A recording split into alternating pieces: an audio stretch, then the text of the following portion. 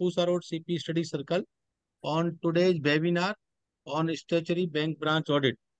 And on this subject, very learned, respected, honorable, our brother, big brother, CA Amarjit Chopra ji is with us, and CA Gopal ji Agrawal also with us. I welcome you, sir, and I welcome all the attendee on behalf of Pusa Road CP Study Circle. As a customary or for the record purpose, I am just introducing both the speaker very briefly. First, Chopra sir, he qualified as CA in 1975, had the privilege of being elected to NIRC for two terms, 85 to 88 and 88 to 1991. And he was the chairman of NIRC for 88, 89. He was elected to CC of ICI for 5 terms and was elected for Vice President of ICI for the year 2009-10 and President of ICI for 10-11. He was nominated by central government as chairman of National Advisory Committee on Accounting Standard, that is NACAS, for a period of 4 years from 2014 to 2018. As chairman, NACAS was responsible for implementation of Ind AS in India. He has been nominated by government as part-time member of National Financial Reporting Authority, NAFRA, and also have been nominated on bench of second of disciplinary committee of ICI for the period 2018 to 2022. He had the privilege of being chairman of committee of revised Caro 2016, have been nominated as a member of the committee set up by the MCA to look into the various issues concerning accounting and auditing profession. He was on the board of IRDA, SAFA and CAPA. He was nominated on the board of Bank of Baroda 2006 से 9, Indian Bank 2011 to 14, Garden Rich Ship Builder and Engineers Limited 2011-14 by Government of India. He was also nominated as a member to Investor Education and Protection Fund Authority by Government of India. Also on the board of Rico Auto Industries, Roop Automobile Limited, Tata Power Delhi Distribution Limited, Accounting Research Foundation Limited, and also been a faculty in India and abroad, namely Pakistan, Sri Lanka, Bhutan, Myanmar, Bahrain, Abu Dhabi, Dubai, Muscat, Nepal, Indonesia, Mauritius. He addressed more than 3,000 professional programs on different issues, topics. He also has been awarded honorary membership of Australian Institute of Chartered Accountants and life membership of Association of International Accountants, London. He was also empaneled as a faculty on the roster of IMF and have conducted IFRS training programs in Mauritius, Bhutan. He also had the privilege of serving at Deshbandhu College Evening as a faculty a long period. I welcome you, sir, and once again as a former president of ICI and as a concern of other speaker, Gopal ji. एक line Gopal का ji, sir देना, हाँ? एक line का introduction. आई हाँ love sir, एक आई आपका love तो एक ही लाइन बहुत है सर, डोंट वरी सर। नहीं, स्टूडेंट ऑफ बस चोपड़ा सर, बस आई Gopal ji love this having a line, more than आपके मुंह से सुनना चाहता हूँ। Sir, sure. Gopalji having a more than 35 years of professional experience, specializing in the areas of the audit, taxation, and financial reporting. He has been keen interest in academic for contemporary issues in financial reporting, such as International Financial Reporting Standards, NDAS. Further, his areas of super specialization comprises of reviewing and analyzing published financial statement vis-a-vis various statutory compliances under the aegis of ICI. His avid accommodative interests have impelled him to deliver more than 300 presentations in seminars, including via media of telecast, webcast, and teleconferencing on excellence in financial reporting, Companies Act 2013, ICI engagement standard, peer review, bank audit, code of ethics, and audit report drafting. He is currently engaged in financial reporting of corporate entities in accordance with Indian accounting standard in India. And Gopalji rightly said, we are all the student of our Amarjit Chopra ji as a so with this, sir, I welcome both of you. And in the morning, Chopra ji has given a wonderful idea to me that Rajesh, lot of program on the bank of audit has been conducted by during the last 1 week or 10 days. So let this webinar be converted into question and answer. So I immediately accepted our order of Guruji, our Chopra sir, and request to Gopalji also कि kindly we will do this webinar as a question and answer form. But I would request also Chopra sir and Gopalji कि please brief us minimum 15 to 20 minutes about the latest developments on bank audit. Sir एक question तो मेरे पास भी आया है कि how to get audit. So, sir, with this, I welcome you. And first of all, I request our Chopra sir to kindly deliberate on the subject. Over to Chopra sir. Thank you, Rajesh ji, and thank you, Gopal ji. Of course, Surya Saab is also there, and there are many other friends, all friends who have already joined and who will be joining later. I think it's 182 is the number right now. आपने जो पहला question किया वो out of syllabus है, very frankly. उसका answer देना बहुत मुश्किल है.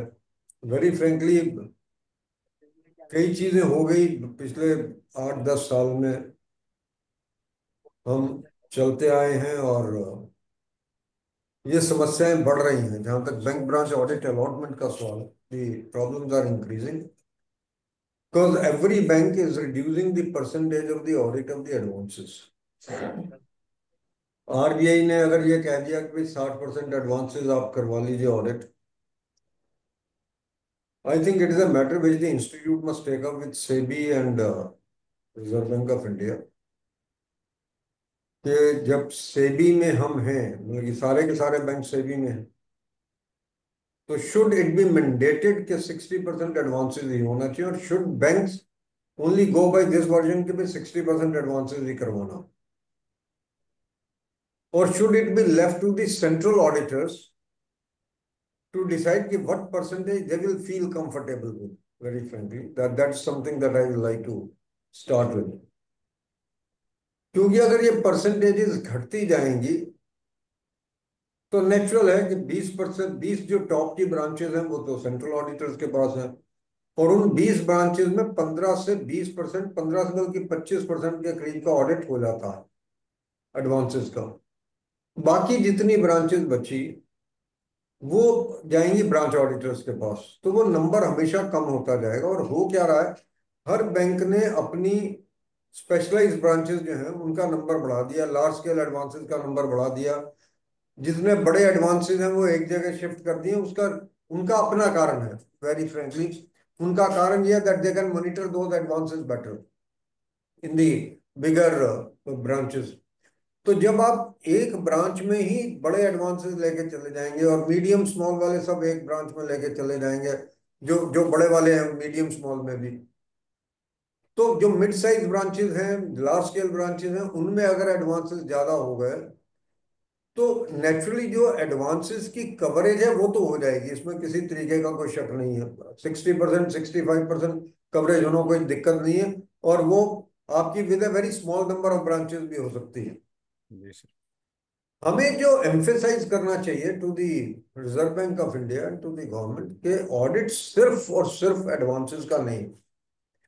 अगर हम लॉन्ग फॉर्म ऑडिट रिपोर्ट पढ़ें, घोष जिलानी कमेटी रिपोर्ट पढ़ें, तो क्या हम ऑडिट सिर्फ और सिर्फ एडवांसेस का कर रहे हैं? I think it's a big myth today. हम डिपॉजिट्स की भी बात करते हैं, हम सिस्टम्स की बात करते हैं, हम रिटर्न्स जनरेशन की बात करते हैं, हम सब एस्पेक्ट्स पे बात करते हैं. अनफॉर्चुनेटली हुआ क्या है, हमारी जो फीस है बैंक्स की, बैंक ब्रांचेस की, वो लिंक्ड रही है विद द एडवांसेस. और वो शायद हमने कभी इस बात पे गौर नहीं किया कि should it be related to the business. मैं हमेशा एक बात कहता रहा रिजर्व बैंक ऑफ इंडिया से, और आज भी ये कहता हूँ इंस्टीट्यूट वालों को भी, कि जो मेरी फीस है ना वो बिजनेस के साथ लिंक होनी चाहिए. It should include both deposit as well as advances. It should not be linked to the advances alone, because when I look at the gamut of long form audit reports, long form audit report asks me to cover every area including the deposits for that matter. It even asks the questions with regard to the inoperative deposits. It asks me the questions which are the investments which are being held at the branch level, if at all these are being held at the branch level. It asks me the question with regard to the profit and loss account also, for that matter, with regard to the divergent trends in the P&L account and the balance sheet item. तो ये सब चीजें जो है वो ये मेरे से क्वेश्चन बैंक रिकंसिलिएशन के भी ऊपर पूछा जाता, मेरे से क्वेश्चन कैश के ऊपर भी पूछा जाता, मेरे से क्वेश्चन हर सिस्टम्स के ऊपर पूछा जाता, आईटी सिस्टम्स के ऊपर पूछा जाता। तो जब इन सब के ऊपर मेरे से क्वेश्चन पूछा जा रहा है तो ये बड़ा क्लियर है कि मेरा सिर्फ काम एडवांसेस के साथ लिंक नहीं, मेरा काम बाकी चीजों के साथ भी लिंक्ड है। तो इसलिए पहली बात तो ये कि मेरी फीस एडवांसेस के साथ लिंक नहीं होनी चाहिए, और दूसरा सिर्फ एडवांसेस को लिंक करके मेरी ब्रांचेस का नंबर रिड्यूस नहीं होना चाहिए किसी भी सर्कमस्टांसेस में। मेरे ख्याल में अगर बिजनेस अगर ब्रांचेस का नंबर कम होना भी है then it should be related to the business of the branch. तो अगर ये हो जाए कि भी डिपॉजिट्स भी हैं तो फिर अगर डिपॉजिट्स की ब्रांचेस का भी ऑडिट होना तो automatically then it will be after ultimately when I talk of the true and fair view, मैं दूसरे व्यू से बात कर रहा हूँ। अगर मुझे ट्रू एंड फेयर व्यू की बात करनी है तो मुझे एक्सपेंस भी तो देखना ना ब्रांचेस में कि ठीक तरह से बुक हुआ है या नहीं हुआ। डिपॉजिट्स के ऊपर मेरा इंटरेस्ट एक्सपेंस बुक होता है, डिपॉजिट बाकी जो स्टाफ की सैलरीज है वहां पे बुक होती है। ये सब चीजें अगर मैं मद्देनजर रख के चलूं और मैं इस पॉइंट को लेके चलूं रिजर्व बैंक ऑफ इंडिया के साथ और सरकार के साथ कि सिर्फ और सिर्फ एडवांसेस के ऊपर लिंक नहीं होना चाहिए, तो शायद number of the branches to be audited can increase. पर वो कितनी इफेक्टिव रिप्रेजेंटेशन हो सकती है, it will depend upon the circumstances and the people who represent us in to the authorities which are concerned। जहां तक बात के अलॉटमेंट कैसे आएगी, कुछ अनडिजायरेबल प्रैक्टिसेस क्रीप इन कर गई हैं और उसमें कुछ बहुत महारथी भी इन्वॉल्व है। वेरी फ्रैंकली ये बड़ी एक सैड सिचुएशन है and I feel ashamed sometimes कि इस तरीके की प्रैक्टिसेस इस अलॉटमेंट के अंदर आई हैं। हालांकि इंस्टीट्यूट ने ट्राई किया कि हर बैंक के अंदर सॉफ्टवेयर से अलॉटमेंट होनी चाहिए, और इस वक्त मेरा ख्याल में 8 या 9 बैंक्स में तो सॉफ्टवेयर से ही है आउट ऑफ द 11 और 12 बैंक्स विच आर देयर। पर जहां पे सॉफ्टवेयर पे भी है वहां पे भी ये अनडिजायरेबल प्रैक्टिसेस चल रही है। That is the most surprising part to me. Probably the Reserve Bank of India institute can go to Reserve Bank of India and then the Reserve Bank of India can look into this particular part कि how those undesirable practices are creeping in। ये जो मैं उसको explain नहीं करना चाह रहा हूँ because it's a video recording very frankly, but I can tell you that बहुत अच्छे अच्छे नाम हैं जो इन्वॉल्व हो गए इस पर्टिकुलर अनडिजायरेबल प्रैक्टिस में, जो नहीं होने चाहिए। तो और जो करवाने वाले हैं अल्टीमेटली वो भी रिस्पॉन्सिबल है। करने वाला तभी करवा सकता है जब करवाने वाला करवाना चाहता। Let's be very clear, there are always 2 parties, पर इसमें मेरा ख्याल 3 पार्टीज इन्वॉल्व हो रही हैं, 2 पार्टीज भी इन्वॉल्व नहीं हो रही। यहाँ पे 3 पार्टीज इन्वॉल्व हो रही हैं जहां तक अनडिजायरेबल प्रैक्टिसेस का सवाल है। तो इसको एक तो यह है कि अगर हम ये मान लें कि भी फुल प्रूफ हम सॉफ्टवेयर सिस्टम के थ्रू अलॉटमेंट हो सकती है, then these practices will stop. और जो हमारे डायरेक्टर्स हैं डिफरेंट बैंक्स में, सीए डायरेक्टर्स हैं पर्टिकुलरली, उनका बड़ा अहम रोल है। उनका रोल भी अपने आप में क्वेश्चन मार्क आ सकता है कभी, या कुछ ऑडिटर्स को भी देखना पड़ेगा कि भाई वाकई में जो अलॉटमेंट है वो ठीक ढंग से हो रही है या नहीं हो रही। मैं इस क्वेश्चन को यहीं पर रोकना चाहता हूँ। गोपाल जी, आपका कोई आइडिया हो इसके बारे में तो आप बता दीजिए। Sure sir. Good evening, friends. At the outside, I'm really grateful to Rajesh Bhai for giving me this unique opportunity to speak before my guru, none other than Chopra ji. And I do remember, friends, 25 साल पहले Chopra sir ने, मतलब मैं उनका vision थोड़ा सा आपके साथ शेयर करना चाहता हूँ। बिफोर 25 years, राजेश भाई, चोपड़ा साहब कहते थे कि be relevant in the profession, you have to adapt yourself and be relevant, otherwise this assignment will done away. मैं सर अपने आप से पूछता हूँ, 25 साल पहले सर ने ये पोजीशन एक विजुलाइज कर ली थी कि अगर हम एडेप्टिव और रेलिवेंट नहीं रहे, जो कि अभी 3 दिन पहले धोनी ने भी किसी मैच में कहा कि we have to be adaptive and relevant. Reserve Bank of India में सर के साथ, सर को तो सब मालूम ही है, मैं तो जस्ट शेयर कर रहा हूं आपके साथ। 2020 में एक राज्यसभा में जो रिपोर्ट रखी गई उसमें यही कहा कि पब्लिक सेक्टर बैंकों में only in 3% of the cases MOC are suggested by the branch auditors, जिसके बाद यूडिन के साथ एमओसी को लिंक किया आईसीआई ने। और सेंट्रल ऑडिटर्स का जो अपना एक्सपीरियंस है, उन्होंने ये कहा कि 80% MOC are not worth while.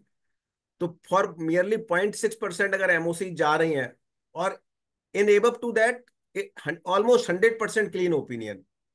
जबकि जो मैंने सर से सीखा है, गुरुजी से सीखा, केवल मैंने लाइफ में एक ही चीज बनानी सीखी है सर से, और I am really indebted for that, कि ऑडिटर्स रिपोर्ट कैसे बनाते हैं।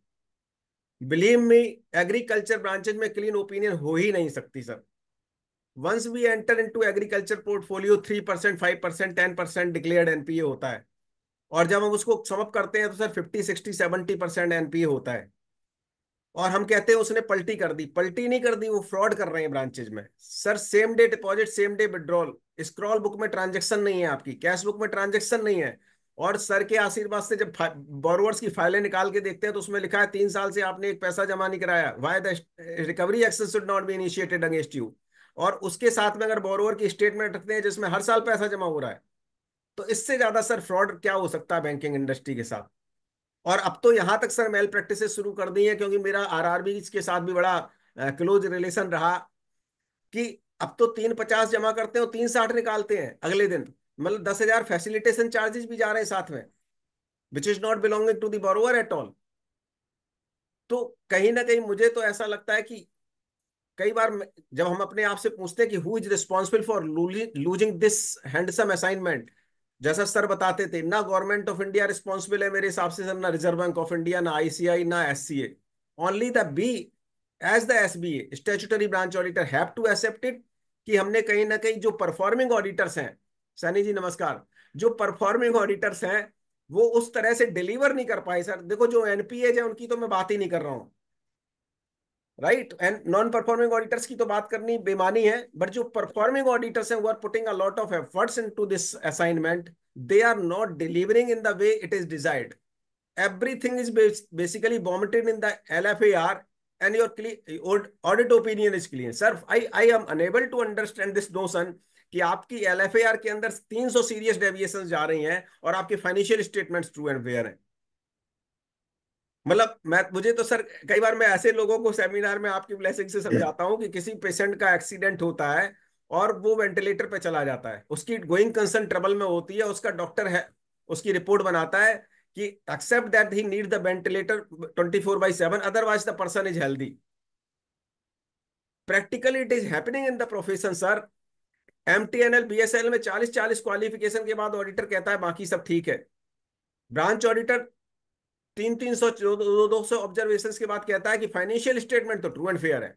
तो आई फेल टू अंडरस्टैंड सर कि अगर फाइनेंशियल स्टेटमेंट्स आपके ट्रू एंड फेयर हैं, उसके नंबर्स अगर नहीं हिल रहे हैं, तो ये सीरियस डेविएशन किसकी हैं। सो इस पे थोड़ा सा मैं सर और आपका गाइडेंस चाहूंगा सभी सभी के लिए, कि इसको, क्योंकि और एक अनफॉर्चुनेट पार्ट ये भी है सर कि जब भी हमारा गाइडेंस नोट आईसीआई का आता है बैंकिंग के ऊपर, उसमें केवल इलस्ट्रेटिव फॉर्मेट क्लीन ओपिनियन का है, which gives a notion to the members at large कि इसमें मॉडिफाई ओपिनियन हो ही नहीं सकती। इसको मैं दूसरे एक और छोटा सा एग्जांपल से मैं सर लिंक करना चाहता हूं। जो मैंने बचपन में एक स्टोरी पढ़ी थी कि एक एलिफेंट के बच्चे को, मैं देखता भी था अपने होम टाउन में, जंजीरों से बांध के रखा जाता है एलिफेंट को, और वो जंजीरों से बचने की बहुत कोशिश करता है राजीव भाई, but it could not get rid of. एक दिन क्या होता है कि उसका महावत कहता है यार 364 दिन हो गए, एक दिन इसको छोड़ देते हैं, और वो उसको धागे से बांध देता है, केवल कॉटन के धागे से बांधता है, but it never tries to get rid of. हमारे साथ मुझे ऐसा लगता है सर कि 364 दिन हम प्राइवेट क्लाइंट के साथ उसी तरह जंजीरों से बंधे रहते हैं। जब हमें बैंक ब्रांच ऑडिट में पूरी इंडिपेंडेंस मिलती है तो प्रोबेबली वी फील कि we can not get rid of. हम कहते हैं कि हम ये तो क्लीन ओपिनियन नहीं आनी है, जबकि to my believe sir and with your blessings, in almost 50 branches of the public sector bank and hundreds of the branches of the RRB, I have issued the adverse opinion। लेकिन हमने उसका heat face किया है और sir की blessings को उसको relieve भी किया है कि कैसे उसको डिस्चार्ज करना है, उस प्रेशर को, उस स्ट्रेस को। तो चूंकि सर का मेरे ऊपर हाथ भी रहता है, जब भी मैं फंसता हूं तो सर से मैं फोन करता हूं, कहते चिंता मत कर दे तू। So for this sir we need some more guidance from your ये विजडम। गोपाल जी, आपने इतनी अच्छी बातें कही हैं कि at times one feel speechless, very frankly. Sir आपने लॉन्ग फॉर्म ऑडिट रिपोर्ट और मेन ऑडिट रिपोर्ट की बात कही. बिफोर आई हाँ go to that, I will like to say, when I leave from my office to the branch for the audit, sir. मुझे पता होता है कि मुझे क्या करना है. पांच यस. चीजें करनी है मुझे. मेन ऑडिट रिपोर्ट करनी है, yes sir. Long form audit report करनी है, हम्म. घोष जिलानी कमेटी रिपोर्ट करनी है, टैक्स ऑडिट रिपोर्ट करनी है, और सर्टिफिकेट इशू करने हैं. सर्टिफिकेट इंटरेस्ट सब्सिडी के भी हो सकते हैं, डीआईसी जीसी क्लेम्स वगैरह के भी हो सकते हैं. पांच चीजों के अलावा मुझे और कुछ करना नहीं. Let's be clear about it. अब मजेदारी की बात यह है कि आपकी मेन ऑडिट रिपोर्ट में कोई एमओसी नहीं है. मैं कहता हूं चलिए आपने एडवांसेस चेक किया, आपको कुछ नहीं मिला, परंतु दो नॉन फाइनेंशियल पैरामीटर्स हैं. आपका जो इंटरेस्ट है ओवर ड्यू नहीं है, प्रिंसिपल ओवर ड्यू नहीं है. I can well agree to that कि ठीक है, आपने कहा नहीं है सर. परंतु जब नॉन फाइनेंशियल पैरामीटर्स की बात आती है, उसमें दो फैक्ट्स तो हैं. एक तो जी ये सर. कि भाई स्टॉक स्टेटमेंट्स जहां पे आपकी 6 महीने से पुरानी और आपने डीपी अलाउ कर रखी है, जी सर. उस केस में ऑपरेशन कितना भी बढ़िया हो, but you have to classify that account as NPA. जी सर. दूसरा, जहां पे नॉन रिन्यूअल है अकाउंट का for a period exceeding 6 months from the due date, yes sir. Then also the account has to be classified as NPA. बड़ा specific question है long form audit report के अंदर कि कितने केसेस ऐसे हैं जहां पर रिन्यूअल 3 महीने से 6 महीने से ज्यादा ड्यू, ओवर ड्यू ओवर है, ड्यू. या 6 महीने और 1 साल से ऊपर ड्यू है, यस. या एक यस. साल से ऊपर का ड्यू. Yes sir. वहां पे मैं दो अकाउंट लिख के आता हूँ कि 6 महीने से साल भर या साल भर से ऊपर के ओवर ड्यू है. सपोज कीजिए मैंने दो अकाउंट लिखे, तो वो दो अकाउंट का एमओसी तो होना चाहिए ना. जी वो सर. दोनों अकाउंट का एमओसी मैंने दिया नहीं है. माई प्रॉब्लम इज कि जो मैंने लॉन्ग फॉर्म ऑडिट रिपोर्ट में एडवर्स फीचर दिया which affects yes. My, financial you statements. You can say NPA status, yes. कम से कम उसको तो मैं एनपीए करूंगा. दूसरा, जब मॉनिटरिंग की बात आती है एडवांसेस की, उस पर क्वेश्चन है आपका बड़ा क्लियर. उसमें आप लिख रहे हैं stock statements in respect of a very good number of accounts have not been received for a period of 1 year और 6 months और 9 months, whatever it the period is. अगर आपकी 6 महीने से ऊपर की स्टॉक स्टेटमेंट नहीं आई है किसी भी एडवांसेस में, तो फिर वो अकाउंट्स तो आपके एनपीए होने ही चाहिए किसी भी सूरत में, उसमें ऑपरेशन कितनी भी बढ़िया हो. हमारी समस्या क्या है कि बैंक मैनेजर हमको ये कह रहा है कि देखो जी ऑपरेशन कितना बढ़िया. मैं भी कहता हूँ ऑपरेशन बहुत बढ़िया. अरे भाई, वो दो जो नॉन फाइनेंशियल पैरामीटर दिए हैं रिजर्व बैंक ऑफ इंडिया ने, आईरेक का नॉर्म है, ये बिकॉज ये दोनों पैरामीटर्स क्या रिफ्लेक्ट कर रहे हैं कि फाइनेंशियल डिसिप्लिन क्या है. मैं नॉन रिन्यूअल मेरा क्यों है? क्योंकि पार्टी मुझे फाइनेंशियल स्टेटमेंट नहीं दे रही. यस अगर सर. पार्टी मुझे फाइनेंशियल स्टेटमेंट्स नहीं दे रही या बाकी डिटेल नहीं दे रही और उसका वजह से नॉन रिन्यूअल है, तो ये क्लियर है कि party has something to hide from me basically. Sure sir. Party अगर मुझे स्टॉक स्टेटमेंट नहीं दे रही 6 महीने, 9 महीने या 12 महीने, then also it means that the party has something to hide from me. मुझे उन अकाउंट्स को एनपीए करना ही करना है. It is a different matter कि मैं उसमें इंटरेस्ट रिवर्सल करवाऊंगा या नहीं करवाऊंगा, क्योंकि इंटरेस्ट सर्विस हो रहा. जी सर. परंतु जो एनपीए का प्रोविजन है, जी सर. एनपीए का प्रोविजन मैं नहीं रोक सकता किसी भी सरकमस्टांसेस में. तो जो आपने बात कही कि भाई मेरी जो इनकंसिस्टेंसी है between the long form audit report and main audit report, जी सर. जब वो चलती है, हम ये भूल जाते हैं कि long form audit report is a report on the systems, के जी सर. सिस्टम्स कैसे हैं, जबकि main audit report true and fair view को अफेक्ट कर रही है. जी sir. Long form audit report में सारी डेफिशिएंसीज लिख के मैं ये नहीं कह सकता that it is a substitute to my main audit report. जो चीज मेरी इनकम को, मेरे एक्सपेंसेस को, मेरे प्रोविजंस को, मेरे राइट बैक्स को अफेक्ट करती है, that has to be a part of my main audit report. और जो चीज मेरे सिर्फ सिस्टम्स को अफेक्ट करती है, मेरी डेफिशिएंसी सिस्टम को अफेक्ट करती है, that has to be a part of my long form audit report. उसी तरीके से हमारी डेफिशिएंसी क्या है? घोष जलानी कमेटी. अब एक ये ऐसी रिपोर्ट है जो हम ये समझते हैं इसमें तो इंपॉर्टेंस ही कुछ नहीं यार, इसमें करना क्या है, हमको कुछ भी यस नहीं नो करना. करना है. मैनेजर लिख के देता है यस नो, मैं उस पर से उसको फीड करके आ जाता हूँ, ऑनलाइन है. मैं ये भूल जाता हूँ कुछ क्वेश्चंस ऐसे हैं, अगर मैं उसको पढ़ूं उसका मैं जवाब ही नहीं दे सकता. मैं जवाब तब दे सकता हूँ जब मैं 12 महीने ब्रांच में बैठा रहा हूँ यस. किसी सूरत में. उसका जवाब कॉन्करेंट ऑडिटर तो दे सकता, मैं नहीं दे सकता हूँ किसी भी सूरत में. अरे एक कस्टमर आया, वो कस्टमर कैशियर के पास गया या मैं आई हेल्प यू काउंटर पे गया, मुझे क्या पता है यार, मैं थोड़ी ना बाहर बैठा हूँ। How can I answer that question in yes और नो? सिमिलरली मेरे से क्वेश्चन पूछा जा रहा है कि जितनी भी चेक बुक्स इशू हुई हैं, whether those text books have been issued against the requisition slips और ऑन प्लेन लेटर, और वो लिख के देता मुझे कि सारी की सारी रिक्विजिशन स्लिप पे हुई होती है क्या किसी ब्रांच में? मुझे तो नहीं लगता। मुझसे क्वेश्चन पूछा जाता है जो सर्वर वगैरह पड़ा है आईटी सिस्टम का, वो सेक्लूडेड प्लेस में है, वो सेफ प्लेस में है, वो ताले के अंदर है, वो सेफ कस्टडी में है। अरे रोज तो बैठ के वहां पे लंच करते हैं लोग, और मेरे होते हुए लंच करते हैं वहां पे लोग। तो ये जो सब इनकंसिस्टेंसीज हैं, अब आप मोस्ट ऑफ दी ऑडिटर्स से के साथ ये ऑनलाइन है, इसके अंदर मुझे चॉइस ही नहीं मिलती यस और नो के अलावा, नॉट यस। एप्लीकेबल करने की या कुछ और लिखने की। मेरा बड़ा सिंपल सोल्यूशन है, जिन चीजों पे आपको चॉइस नहीं मिलती उनको अपने ऑफिस में आइए, और ऑफिस में आके एक लेटर बनाइए और ये कहिए घोष जलानी कमेटी के इन इन पॉइंट्स के ऊपर हमारा क्या ओपिनियन है, और लिख के भेज दीजिए सेंट्रल ऑडिटर को, जोनल ऑफिस को, ब्रांच ऑफिस को, और जोनल ऑफिस को। That is very important. एक और जो चीज रहती है, लोग ये कहते हैं जी एमओसी हम कैसे दें, एमओसी तो ब्रांच मैनेजर साइन नहीं करता। अरे ब्रांच मैनेजर तुम्हारा बॉस है या तुम उसके बॉस हो यार? For the purpose of audit कोई भी बॉस नहीं है, our roles are complementary to each other for that matter. मैं बिल्कुल क्लियर हूं कि आप अपना काम करेंगे, जो आपकी ऑब्जर्वेशन है राइटिंग में उसको देंगे, वर्बल नहीं देंगे, राइटिंग में देंगे, उसका जवाब लेंगे। अगर वो जवाब नहीं दे रहा, don't sit in the branch कि जी वो जवाब नहीं दे रहा इसलिए मैं ब्रांच के अंदर बैठा हूं। Come back to your office, even if you are out station, come back to your office, issue the report. आप एमओसी बनाओ अपना, एमओसी बना के मेल कर दीजिए कि भाई ब्रांच मैनेजर रिफ्यूज कर रहा साइन करने को। सेंट्रल ऑडिटर को भेज दीजिए, जोनल मैनेजर को भेज दीजिए, सेंट्रल ऑफिस को भेज दीजिए, ब्रांच वाले को भेज दीजिए। डीजीएम या जीएम आपके घर आके करवाएंगे कि साहब आप इसको फीड करवा लो, ये ब्रांच मैनेजर फीड करेगा आपका एमओसी। मुश्किल ये है कि हमें तरीका पता होना चाहिए कि हमें करना क्या है किसी भी चीज का। ब्रांच मैनेजर रिफ्यूज करे एमओसी को और इसलिए मैं एमओसी फीड नहीं कर पाऊंगा, ये तो नहीं हो सकता ना। MOC has to be uploaded. वो मेरे मेरे पे ये दादागिरी नहीं वो कर सकता कि साहब मैं तो नहीं करता।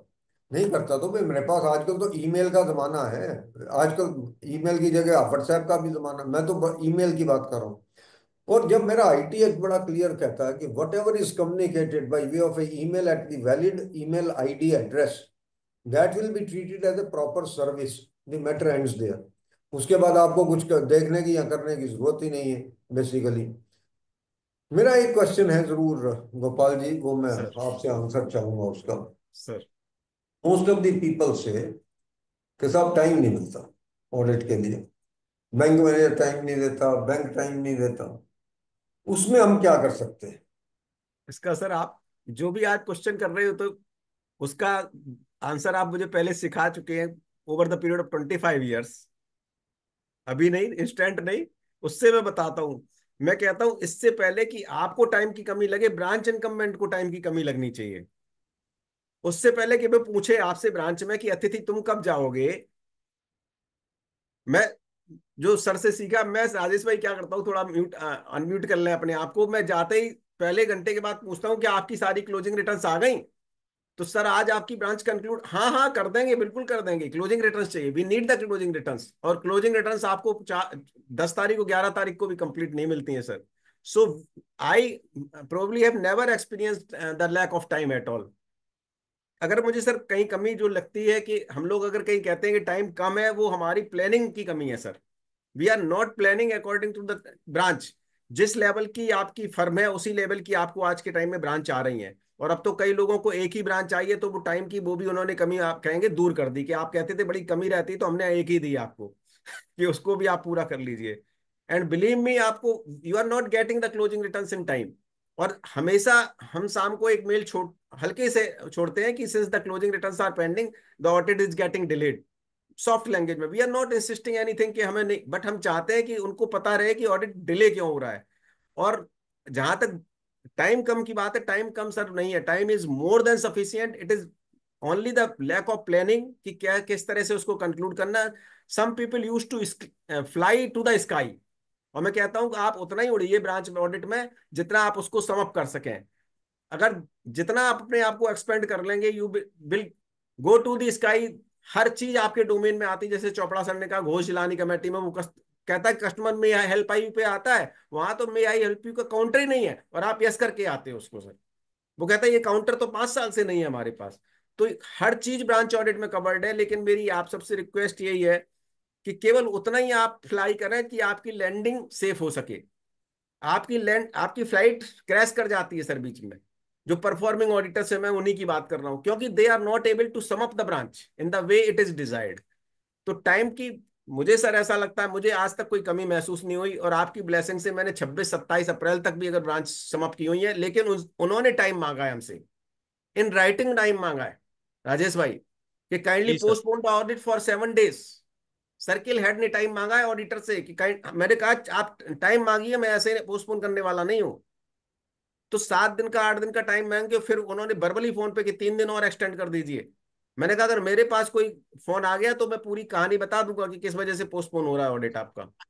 तो टाइम की सर कमी नहीं है, हमारा फोकस क्या होना चाहिए, कमी उस चीज की है सर। इसमें बैंक ऑडिट के अंदर मुझे जो मिलता है ना सर, यहाँ क्रोकोडाइल्स मिलते हैं ब्रांच के अंदर सर, उनको निकालने की जरूरत है। रेगुलेटर आज हमारे साथ है।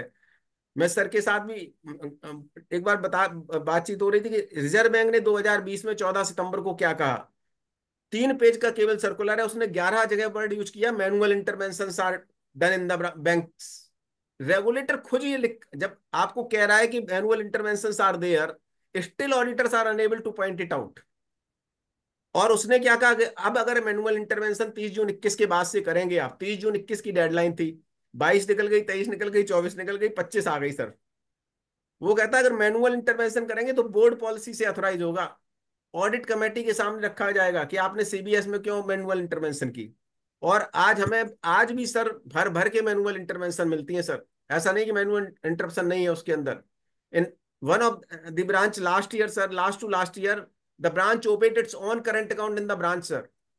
क्योंकि सर के साथ कभी मौका नहीं मिलता इस तरह की चीजें शेयर करने का, और कभी इस बार तो बिल्कुल नहीं मिल पाया, नहीं तो सर के साथ कभी बाहर का ट्रैवल होता है तो फिर भी मैं सर को बहुत सारी चीजें शेयर करता हूँ। Sir branch open its on current account in the branch Saini साहब। 50 पेज की करंट अकाउंट की स्टेटमेंट थी ब्रांच की। NPA account credit, branch account debit, current account and reversal there of sir. आज भी लोन्स और एडवांसेस को क्वार्टर एंड पे और ईयर एंड पे इनहेंस करते हैं, जबकि रिजर्व बैंक ने क्लियर अपने मास्टर सर्कुलर में कहा है कि it will not be tolerated, enforcement action will be taken against the banks.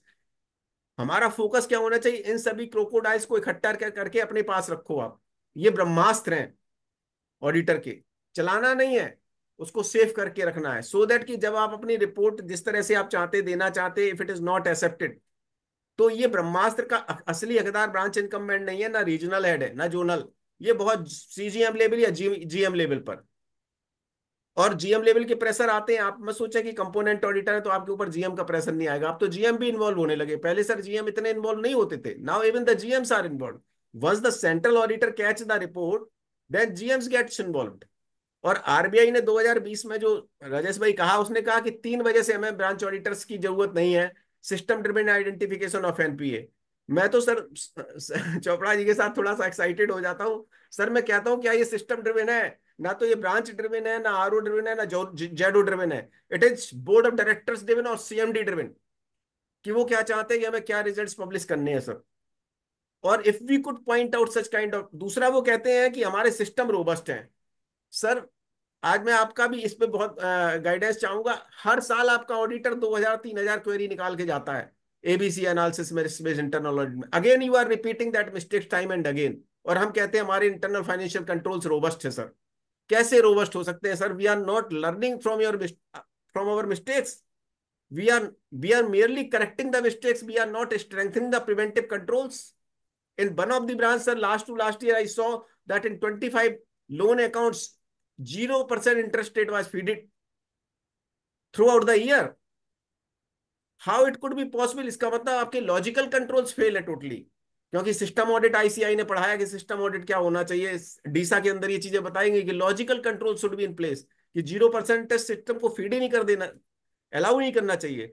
तो जब सर इस तरह की चीजें हो रही हैं, तो ऑन द अदर एंड जैसे चोपड़ा सर ने कहा कि ब्रांचेस, सर पीएनबी ने लेस देन 15% ब्रांच ऑडिट कराई है sir last year. 67% deposits unaudited है। सर एज ए स्टूडेंट मैं आपसे पूछना चाहता हूं कि अगर आपका 67% डिपॉजिट अनऑडिटेड है तो आपकी कंप्लीट फाइनेंशियल स्टेटमेंट कैसे ऑडिटेड हो सकते हैं?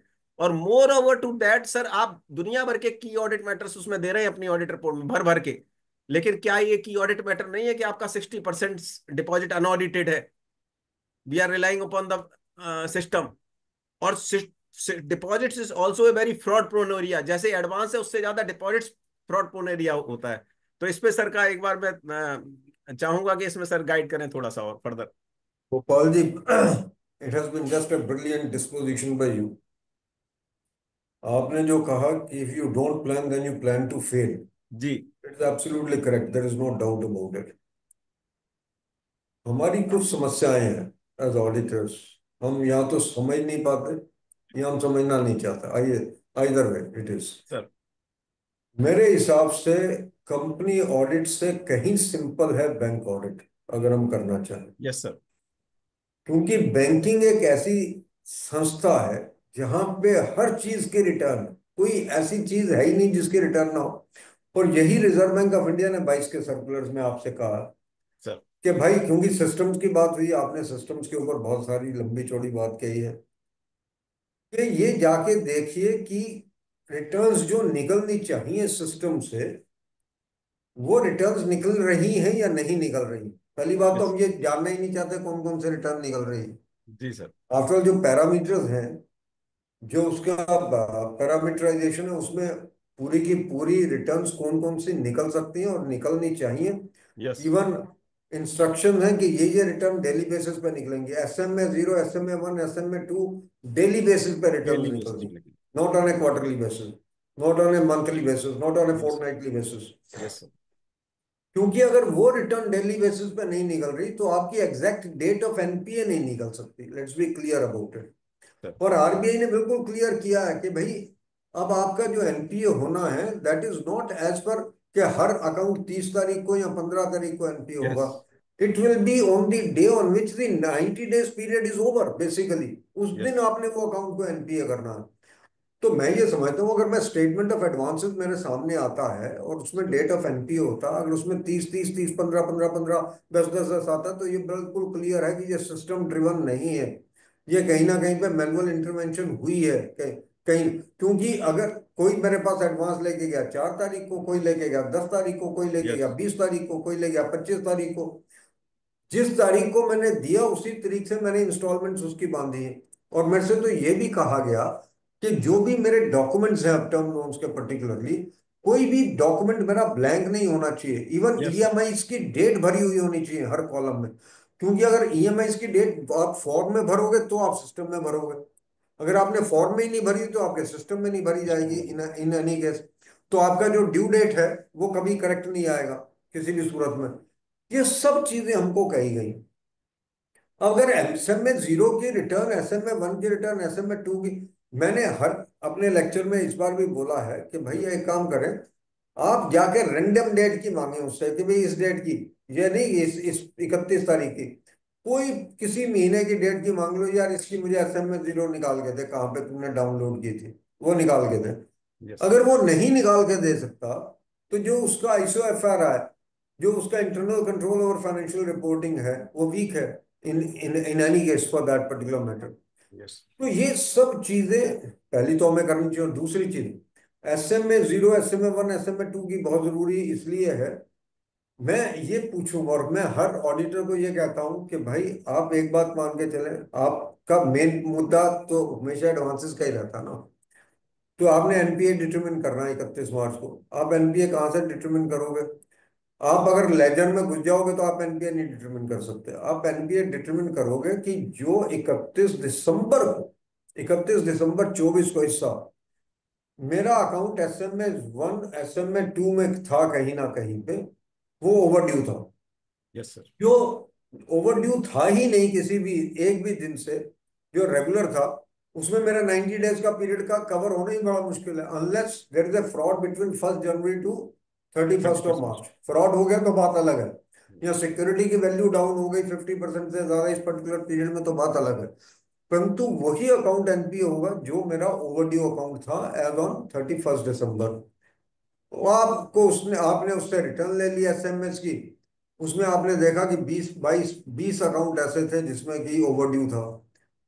फिर आपने उसको मैच किया with the statement of advances 31 मार्च को, उसमें आपने देखा 6 अकाउंट उसने ऑलरेडी एनपीए कर दिए। उसमें आपको क्या देखना है 6 अकाउंट्स में? इंटरेस्ट रिवर्सल हुआ या नहीं हुआ, सिक्योरिटी क्या है, क्लासिफिकेशन सिक्योर्ड अनसिक्योर्ड में ठीक है या नहीं है, दैट इज ऑल। इससे ज्यादा आपको उसमें और कुछ नहीं देख। पर जो देखना है वो है 14 अकाउंट जो कि रेगुलराइज हुए हैं। क्योंकि मेरा स्टेटमेंट ऑफ एडवांसेस जो मेरा आईलैक नॉर्म्स है वो बड़ा क्लियरली कहता है जो मेरे एडवांसेस रेगुलराइज हुए हैं near to the date of the balance sheet, उनको आपने गौर से देखना है कि ये रेगुलराइज कैसे हुए। ये रेगुलराइज इस तरीके से हुआ कि बैंक ने उसको कोई एडिशनल पैसा दे दिया तो नहीं दे सकते, आप एडिशनल फैसिलिटीज ग्रांट करके उसको रेगुलराइज नहीं कर सकते।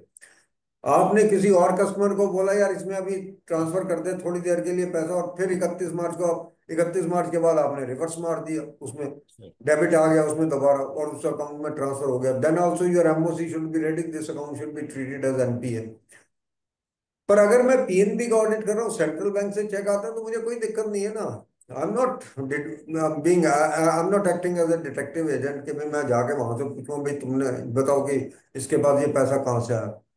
तो what I am trying to say is कि आपके पास अगर एसएमए के रिटर्न्स 31 दिसंबर की हैं और आप उसको कंपेयर करते हो स्टेटमेंट ऑफ एडवांस, आपका MOC so far as NPA is concern should be ready very soon. आपको दिक्कत ही नहीं होनी चाहिए उसके अंदर। वो मुश्किल ये है कि मुझे ये पता होना चाहिए कि मुझे करना क्या है। मैं हर सेमिनार में ये बोल रहा हूँ, वेबिनार में ये बोल रहा हूँ कि एक ऐसे 315 है गोपाल जी, जी सर। Know it better. उसका पर्पस क्या हुआ, ये कहता है कि अपने कस्टमर को समझो। कस्टमर को समझोगे तो उसका रिस्क समझोगे बेसिकली।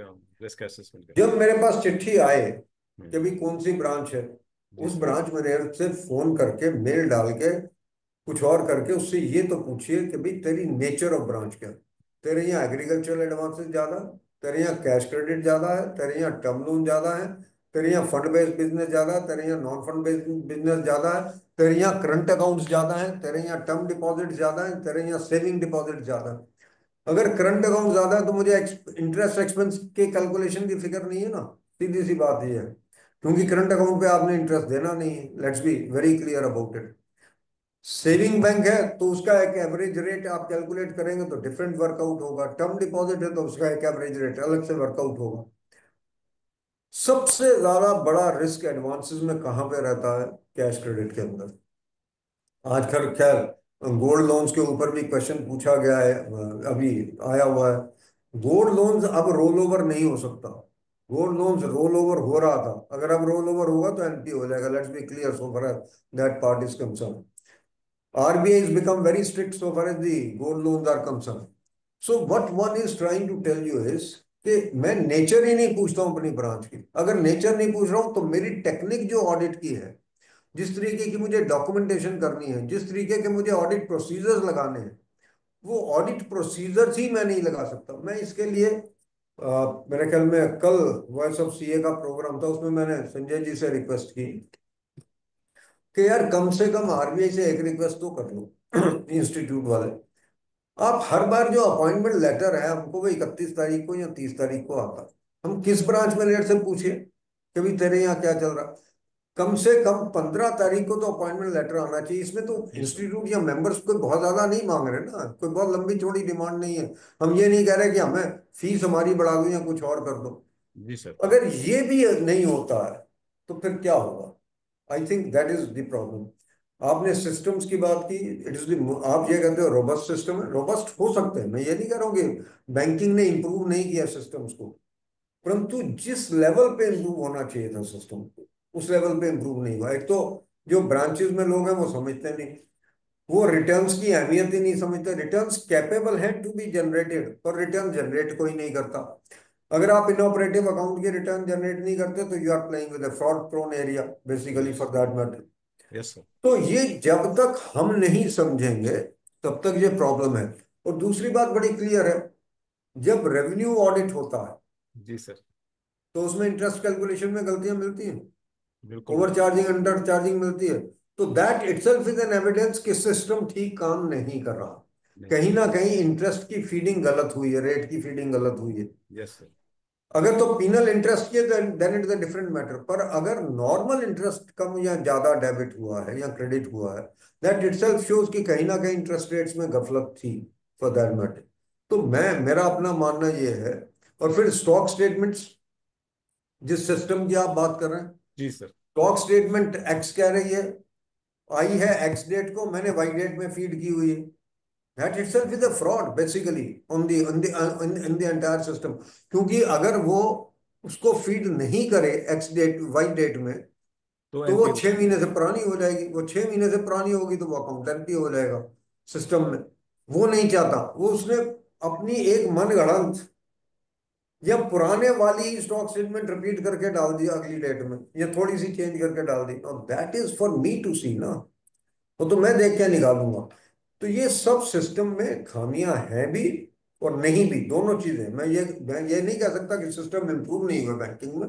बैंकिंग में सिस्टम बहुत ज्यादा इंप्रूव है, but at the same time जिस लेवल के इंप्रूव होने चाहिए थे उस लेवल पे इंप्रूव नहीं। और मेरे ख्याल में ब्रांच पे सिस्टम्स की अहमियत समझी नहीं गई है कि क्यों। और वो तो समझे या नहीं समझे, हम ऑडिटर्स ने भी नहीं समझी, ये भी फैक्चुअल पोजीशन है जहां तक उसका सवाल है।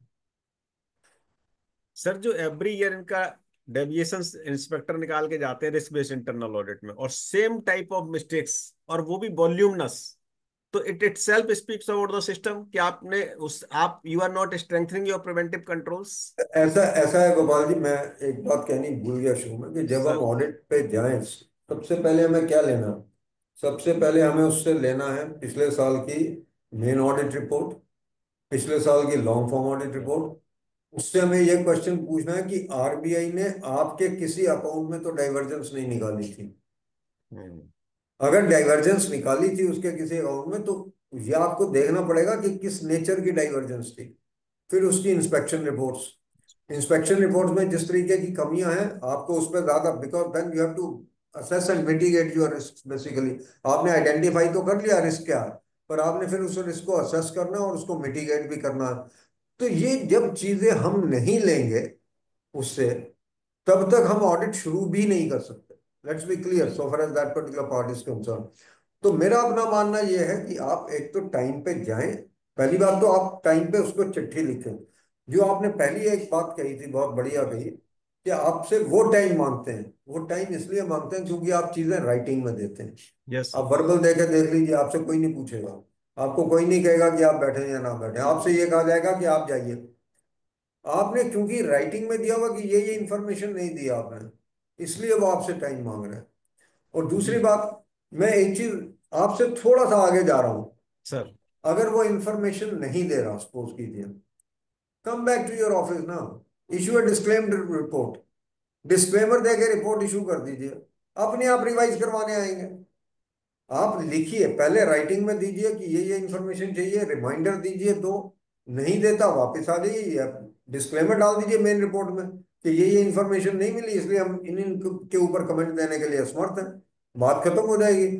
आपको I can guarantee the central auditor and the zonal manager and the GMs will be after you के साथ इसको आप ठीक कर दीजिए। अनफॉर्चुनेट पार्ट ये है, हम वहां पे बैठे रहते हैं इन दी आस, इस आस के अंदर के यार ये कभी ना कभार हमारा काम दे देगा हमको इंफॉर्मेशन। हमारे टाइम की कुछ वैल्यू है, मेरा ख्याल आप समझनी चाहिए हम लोगों को अपने टाइम की वैल्यू। और उसको ये बताना चाहिए कि हम भी, हमारे पास और भी काम है बजाय ब्रांच ऑडिट के बेसिकली। सर।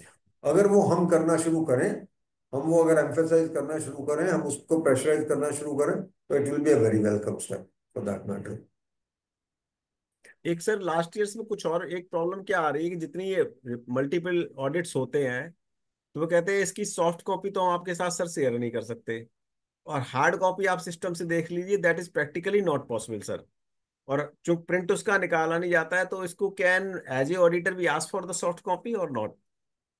देखिए, सॉफ्ट कॉपी तो वो नहीं देगा, उसका कारण है। देखिए, सॉफ्ट कॉपी अगर वो आपको दे देता है, इट कैन बी, और आपको लेनी भी नहीं चाहिए, that is the view I have got. अगर वो कल लीकेज हो जाए कहीं पे, then you can be blamed for उसका it. कॉन्फिडेंशियलिटी में स्टेटमेंट साइन करके कॉन्फिडेंशियलिटी मेंटेन करें, मेरा नहीं, मेरा हम अपना उसका डिक्लेरेशन तो सर फाइल करते ही है ना ऑडिटी के साथ। डिक्लेरेशन फाइल करते हैं, परंतु देखिए कहीं ना कुछ हो सकता, तो why should I take that risk. और एक एडवांसेस का स्टेटमेंट का ऐसे ही कहते हैं कि जो एडवांसेस का स्क्रॉम सीसीडीपी लेटर वगैरह क्रिएट हो रहे हैं कि आप सिस्टम से देख लीजिए, क्योंकि हम जब तक उस पर अपने ऑडिट टूल्स नहीं लगाएंगे सर एक्सेल के थ्रू, तब तक वो उस तरह से, हालांकि मैं ले लेता हूँ, that is the different thing, लेकिन जस्ट फॉर द देखिए ऑडिट की जो जो आपने एडवांसेस, पर्टिकुलरली लार्ज एडवांसेस हैं, अगर आप उसकी कॉपी लेना चाहेंगे तो अकाउंट आपको हार्ड स्टेटमेंट। कॉपी दे देंगे, they will provide you the hard copy. पर हमें पहली बात तो ये है कि लार्ज एडवांसेस की डेफिनेशन को समझना पड़ेगा। जी सर। 10% और 10 crore, 10 crore. whichever is less basically of जी the sir. total portfolio of the branch। Hmm. और अब तो एक बात बड़ी क्लियर है कि लॉन्ग फॉर्म ऑडिट रिपोर्ट के अंदर आपको जितने आपने लार्ज एडवांसेस किए उनके नाम भी देने हैं, उनके अकाउंट नंबर भी देने हैं, उनके आउटस्टैंडिंग भी देनी, उसकी क्लासिफिकेशन भी देनी, सब कुछ देना। वो टाइम तो चला गया कि आपने कुछ दिया ही नहीं। जी सर। पर इससे मेरी रिस्पॉन्सिबिलिटी कितनी फिक्स हुई, आप ये समझिए कि मैंने लार्ज एडवांसेस का सब कुछ लेना है और उसमें लिखना है। लिखना। और जो मैंने इवन जो लार्ज एडवांसेस नहीं है उसमें से अगर मैंने 2 4 5 10 अकाउंट और देखे, उनका भी नाम देने हैं जी सबके सर। सब। इससे मेरी अकाउंटेबिलिटी बहुत जबरदस्त फिक्स हो रही है, क्योंकि कल मैं ये नहीं कह सकता कि ये मैंने अकाउंट चेक नहीं किया था। Yes sir. और लार्ज एडवांसेस में तो कोई चीज आप छोड़ ही नहीं सकते। इवन कैलकुलेशन ऑफ इंटरेस्ट आप नहीं छोड़ सकते, उसकी स्टेटमेंट्स नहीं छोड़ सकते, स्टॉक स्टेटमेंट नहीं छोड़ सकते, उसके डेटर्स क्रेडिटर्स नहीं छोड़ सकते, कुछ नहीं छोड़ सकते उसके अंदर। तो मेरे ख्याल में ये लॉन्ग फॉर्म ऑडिट रिपोर्ट जो रिवाइज हुई थी, उससे मेरी अकाउंटेबिलिटी बहुत ज्यादा बढ़ गई जब इन एडवांसेस की बात होती है बेसिकली। और मैं एक चीज आपसे जो जानना चाहूंगा वो ये है कि आपको किस अकाउंट में ज्यादा दिक्कत नजर आती है। लोगों को नजर आता है कि भाई एग्रीकल्चरल एडवांसेस में ज्यादा दिक्कत है। मेरा अपना मानना यह है कि यार एग्रीकल्चरल एडवांस तो गवर्नमेंट ने भी ये मान के चले कि ये 13 14 लाख करोड़ रुपए जो बेटी डेट है, ये आना वाना है नहीं, बाकी देखी जाएगी जो भी होगा। और उसमें 2 एंट्री साल के आखिर में पड़नी है, कैश रिसीव्ड कैश पेड, जो आपने पहले बात कही है। सर। और मेरा एक चीज जरूर है, मेरा मानना यह है कि एग्रीकल्चरल लोन्स में अगर 3 साल तक पेमेंट नहीं आई किसी भी जी सर। सूरत में, उसको आप अकाउंट पे एनपीए करके आइए किसी भी सूरत में, कुछ भी हो जाए उस अकाउंट को आप छोड़ के नहीं आएंगे अगर 3 साल में पेमेंट नहीं आती। सर। अगर एग्रीकल्चर लोन रिस्ट्रक्चर कर दिया आपने based upon the natural calamities in a particular area, आप किसी एक अकाउंट को रिस्ट्रक्चर नहीं कर सकते, आपको सारे अकाउंट्स को उस एरिया के रिस्ट्रक्चर करना पड़ेगा, क्योंकि नेचुरल कैलामिटी तो सब अकाउंट्स के लिए बराबर है। जी सर। मतलब कि ड्राउट एक के लिए तो दूसरे के लिए भी है, फ्लड एक के लिए तो दूसरे के लिए भी है, अर्थक्वेक अगर एक का है तो दूसरे का भी है। तो what is more important at the end of the days, मेरे को ये लगता है सबसे ज्यादा क्रिटिकल है मेरा cash credit account basically. CCOD बिल्कुल सर। क्योंकि कैश क्रेडिट अकाउंट मेरे पास डिफरेंट नेचर के हैं, और मैं इसके ऊपर आपसे लाइट डालना चाहूंगा, सर। लाइट डलवाना चाहूंगा। सर। सर। एक तो ये कि 8 एंट्रीज आएंगी, कुछ ऐसे मेरे पास अकाउंट्स आते हैं कैश क्रेडिट के जिसमें 8 ही एंट्रीज आती हैं। हर क्वार्टर के एंड पे interest debited, interest received, interest debited, बाकी कोई ट्रांजेक्शन नहीं। दूसरे कैश क्रेडिट अकाउंट ऐसे आ सकते हैं कि प्रॉफिट एंड लॉस अकाउंट में तो टर्नओवर मेरी 5 करोड़ है, कैश क्रेडिट अकाउंट के अंदर क्रेडिट मेरे सिर्फ 20 लाख के हैं या 30 लाख के हैं। उस केस में मेरी क्या पोजीशन हो सकती है प्राइमरली। तीसरी मेरी कंडीशन ये है कि भाई स्टॉक स्टेटमेंट मेरे पास जो आए हैं, मुझे अपेरेंटली, क्योंकि एक क्वेश्चन ये पूछा गया कि ओपनिंग स्टॉक नहीं दिया हुआ, परचेजेस नहीं दी हुई, इश्यूज नहीं दिए हुए या सेल्स नहीं दी हुई, और क्लोजिंग स्टॉक, मतलब कि सिर्फ ये दिया हुआ क्लोजिंग स्टॉक कितना और टोटल वैल्यू कितनी। ऐसे अगर केसेस हैं जी तो सर। मेरा अपना मानना यह है कि मैं पिछले साल की स्टॉक स्टेटमेंट जो उसने मुझे 31 मार्च की दी थी उसको उसकी ऑडिटेड बैलेंस शीट के साथ कंपेयर करूं। और जब मैं कंपेयर करता हूं तो मुझे पता लगता है कि स्टॉक की वैल्यू जो स्टॉक स्टेटमेंट में थी ऑडिटेड बैलेंस शीट से डबल है, डेटर्स इसमें डबल है, क्रेडिटर्स जो स्टॉक स्टेटमेंट दी हुई है उसमें 1/3 ही है, ऑडिटेड बैलेंस में 3 गुना, वहां पे डीपी निकलेगी नहीं किसी भी सूरत में। जो 3 तरीके के मैंने आपको कैश क्रेडिट सिचुएशंस की वो बताई, इसमें आपका क्या ओपिनियन? सर इसमें इन तीनों ही केस में मेरे हिसाब से जो डीपी किसी भी स्टेज पे निकलेगी नहीं सर, उसकी जब हम डीपी निकाल लेंगे, क्योंकि स्टॉक्स उसके पास मूवमेंट है नहीं स्टॉक की, रिसीवेबल्स उसके पुराने हो गए। और इसमें सर मैंने यहां तक देखा कि जैसे आपने कहा कंपेयर करेंगे, तो मैं 3 साल की ऑडिटेड बैलेंस शीट से 3 साल की स्टॉक स्टेटमेंट, कई बार लोग कहते हैं 31 मार्च की नहीं दे रहा, कोई बात नहीं, 25 मार्च की दे रहा है ना सर, 25 और 31 मार्च में बहुत ज्यादा वेरिएशन तो आएगा नहीं स्टॉक में। तो इन one of the case 45 crore का एडवांस था सर उसमें, मैंने 4 साल पहले की डेट से जाके उस अकाउंट को, केवल इसी वजह से कि उसकी, और उसमें उसको पकड़ा सर वहां से कि उसने जो डेविएशन जीएम ने अलाउ की हुई थी कि इसका करंट रेशियो 1 से नीचे हम अलाउ कर रहे हैं। Sir if the current ratio is less than 1, वो अकाउंट एनपीए होना ही होना, वो तो डे वन के एनपीए है सर। Day one NPA. तो 4 साल पहले की डेट से उस अकाउंट को एनपीए डिक्लेयर किया, और वो जो डाउटफुल कैटेगरी में लेके उसको आए, और वो भी लिस्टेड कंपनी, और उसका बोरोवर का ऑडिटर क्या लिख रहा है सर कि इसकी गोइंग कंसर्न ट्रबल में है, और आप every year you are enhancing the limits. और जो डीपी वाले सर आप ये केस कह रहे बिल्कुल ठीक है कि ये जो स्टॉक स्टेटमेंट, अभी तो उन्होंने कारों में तो सर 5 करोड़ की लिमिट कर दी ऑडिटर्स को रिपोर्ट करने के लिए, लेकिन शेड्यूल थर्ड में तो कोई लिमिट डाली नहीं। उसने कहा अगर करंट एसेट्स के बेस पे आपने लोन लिया हुआ है बैंक से, और स्टॉक स्टेटमेंट्स क्यूआईएस आपकी मिसमैच है, तो you have to give the figure. और अगर इस तरह की बोरोवर आज भी स्टेटमेंट सर अगर ओवर स्टेटेड दे रहे हैं, तो क्या ये फ्रॉड नहीं है बैंकर्स के साथ? और अगर ये फ्रॉड है तो as a statutory branch auditors उसकी क्या रिस्पॉन्सिबिलिटी हो सकती है सर?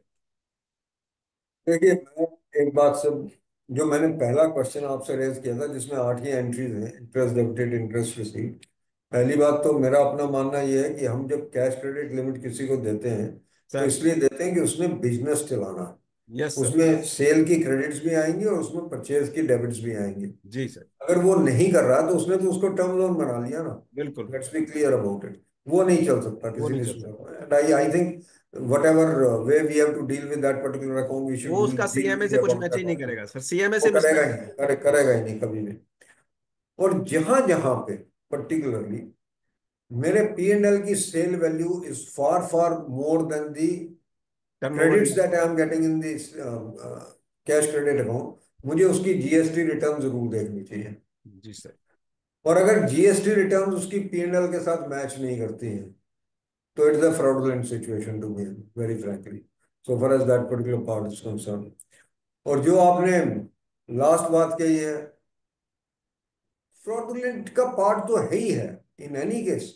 जी। तो पर इसमें मैं ब्रांच ऑडिटर की फ्रॉड रिस्पॉन्स। डिक्लेयर करके नहीं आना चाहता, मैं ये कह सकता हूँ it appears to be in the nature of a fraud, क्योंकि there is sometimes there is a very thin line between a fraud hmm. And a genuine transaction. तो मैं फ्रॉड डिक्लेयर करूं तो it can be defaming the other person concern. Okay. तो मैं उसको ये कह सकता हूँ it needs to be probed further. Okay. मुझे अभी तक याद है कि हमारे एक फ्रेंड है यमुनानगर में, उन्होंने एक राइस शेलर का ऑडिट किया था करनाल के अंदर। जी सर। और उसमें उन्होंने ये देखा कि पिछले साल में जी। क्रेडिटर्स थे से एक्स अमाउंट के, जी सर। और इस बार वो घट के रह गए 1/3 भी नहीं है, जी या सर। 20% रह गए। परंतु कैश क्रेडिट के थ्रू कोई पेमेंट्स गई नहीं है। गई नहीं। तो फिर हुआ क्या? तो he went into the detail little bit. तो उसने ये देखा कि वो क्रेडिटर्स को उठा के आपने अनसिक्योर्ड लोन्स में कन्वर्ट कर दिया। You can't do it, there is no way that you can do it, क्योंकि अगर वो क्रेडिटर्स को आप नहीं कन्वर्ट करते अनसिक्योर्ड लोन में तो आपकी डीपी नहीं बनती थी। अब इसको आप फ्रॉडुलेंट एक्टिविटी भी कह सकते हैं और विंडो ड्रेसिंग भी कह सकते हैं। देयर इज विंडो ड्रेसिंग में और फ्रॉड में बड़ी थिन लाइन है फिर राइट। बीच के अंदर yes. Basically. So I think what is important is that I must bring it to the knowledge of the banker, these transactions. I can bring it out in the main report itself and can write that these appear to be in the nature of, but I should not say that it is a fraud. That precaution I must use. We should not adjudicate, let it be adjudicated. Let them look into it. Look at it. That is one thing that I would like to say. एक sir one more thing, जैसे RBI अपने master circular में कहता है कि crop season in case of agri advances will be decided by the SLBC, state level banker committee, up to the date of harvesting. Sir what I witnessed in the past years कि they are deciding the crop season up to marketing. तो वो क्या करते हैं कि marketing का period जोड़ने से वो पीरियड आपका एक्सटेंड हो जाता है। तो मैंने इस सर्कुलर को एसएलबीसी के चैलेंज किया आरआरबी में हेड ऑफिस में जाके। मैंने basically SLBC has travelled beyond its jurisdiction, क्योंकि आरबीआई ने कहा कि आप up to harvesting crop season NPA purpose से डिसाइड करेंगे, and they are adding the marketing period also. इस पे सर आपका वो मैंने इसीलिए आपको बोला एक थंब रूल बना लें कि 3 साल तक अगर पेमेंट नहीं आया आप बाकी जी भूल जाइए जी किसी भी सर। चीज को। जी सर। अगर 3 साल तक पेमेंट नहीं आई तो आप एनपीए कर दीजिए उन अकाउंट्स को बेसिकली। और अगर सर सीबीएस के अंदर मैनुअल इंटरवेंशन मिलती हैं जो आरबीआई ने प्रोहिबिट की हैं, वो तो आप मेन रिपोर्ट में डाल के आइए। मैन वो आप रिपोर्ट। लॉन्ग फॉर्म में नहीं डालें, मेन रिपोर्ट में डालें, क्योंकि वो that is violation of the circular of reserve Bank of India. और क्वार्टर और ईयर एंड पर अगर सर डिपॉजिट्स और एडवांसेस एनहेंस किए गए हैं, कस्टमर वो इंड्यूस नहीं है वो वो मैंने। वो भी आप मेन रिपोर्ट में डालेंगे। अब उसमें है क्या, जी सर। होता क्या है कि आपको कैश क्रेडिट अकाउंट आपका है, करंट अकाउंट भी आपका है। अब कैश क्रेडिट अकाउंट से आपने ट्रांसफर करवा दिया करंट अकाउंट में, कोई पार्टी भी ये करेगी नहीं अपने जी आप कि जी सर। इंटरेस्ट जो डेबिट करवाए अपने आप को कैश क्रेडिट अकाउंट में और करंट अकाउंट में इंटरेस्ट मिलना नहीं है। वो होगा क्या, अगले 2 दिन बाद वो रिवर्स हो जाएगा। होता है तो सर, वही अगर वो होता है। रिवर्स है तो वो विंडो ड्रेसिंग ही है। उसको लिखिए these transaction are in the nature of the window dressing, कोई दिक्कत नहीं है। तो क्या आरबीआई विंडो ड्रेसिंग को आज की डेट में फ्रॉडलेंट एक्टिविटी इ- मानती इ- इ- इ- वो आरबीआई को करने दीजिए जो उन्होंने है? करना, ओके। हम फ्रॉड नहीं बोलेंगे। अच्छा, हम एक सर फ्रॉड जो नहीं। आज भी ये सॉफ्टवेयर सेपरेट सॉफ्टवेयर यूज कर रहे हैं, जिसको आरबीआई ने कहा कि अगर आप सेपरेट एप्लीकेशंस लगाएंगे then it's must be automated on real time basis. वो है नहीं, वो है नहीं बैंक्स के अंदर। वो है नहीं सर। है तो नहीं बैंक्स। तो उसका एज ए ऑडिटर में क्या करना चाहिए सर? मेन रिपोर्ट में, ओके। मेन रिपोर्ट में क्योंकि अभी वो वो क्या करते दोनों हैं। जगह कवर करेंगे आप, क्योंकि वो सिस्टमिक फ्लॉ भी है और मेन रिपोर्ट में भी आना चाहिए, क्योंकि उसका फाइनेंशियल रिपोर्टिंग के ऊपर कंट्रोल्स में असर आ सकता है। कंट्रोल्स में असर आता है सर, क्योंकि वो डाउनलोड सीबीएस से डेटा करते हैं, फिर इस मिडिलवेयर में, जिसको मैं मेलवेयर कहता हूँ, इसमें चलाते हैं, and the data is again uploaded in the CBS. और कई बार तो सर मैंने यहां तक विटनेस किया कि जो सीबीएस का एडवांस का टोटल है और जो इस रिपोर्ट का बैलेंस शीट का, वो आपस में मिसमैच करते हुए दिखते हैं। That is exactly what I am saying, internal control over financial reporting वो जी सर। वीक है। जी सर। जी is sir. Exactly what I am trying to say. जी sir. Sir, Chopra sir, sir, please throw some light on where there are NRI accounts and the branch has to generate IFSC or FR report. देखिए, जहां पे NRI accounts हैं मेरे, वहां पे NRO account भी हो सकते हैं और एनआरई अकाउंट भी हो सकते हैं। Let's be very clear about it. वो तो मेरे एनआरई अकाउंट हैं और जो एनआरओ अकाउंट है, दोनों में एक चीज देखनी पड़ेगी आपको, और वो बहुत जरूरी है कि स्टेगनेंट तो नहीं है।